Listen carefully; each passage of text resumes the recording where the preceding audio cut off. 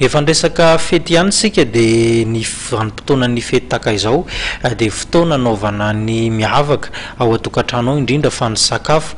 Rehefa vanim-potoanan'ny fety taka izao nefa dia maro ny sakafo mavesatra ary tsy vita araka ny tokony izy loatra ny mandevona azy ireny. Manana ny toromarika sy ny torohevitra majinjinika ny mpitsabo entina hisoroana izany.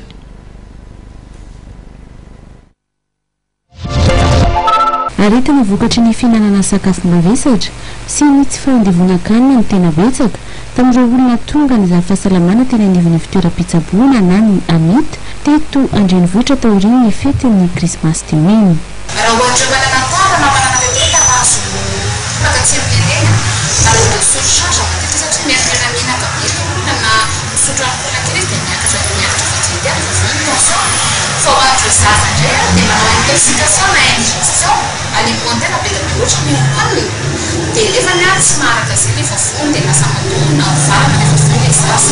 Mba hiatrehana pitoniana tsy ao anatin'ny fahasalamana dia tsara raha atao ara-dalàna sy ara-pahasalamana ny sakafo amin'izao fety hitsenana ny taona vaovao izao raha ny torohevitra abaradireo mpitsabo.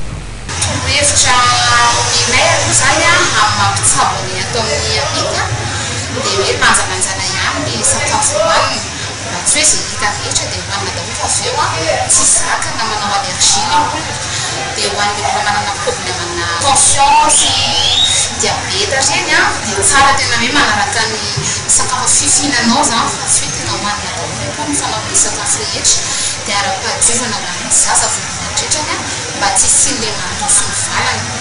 Dia raha tena vokiry izy aloha dia sakafo andavanandro ihany tena tsara fihinana. Raha tia hanofa dia mba atao kelikely ovana tsikelikely fa tonga dia tobofana zava-mananabe zaza. Misy ny service permanent ho an'ny amita ny asabotsy ny alahady ary ny voalohany volana janoary avy izao.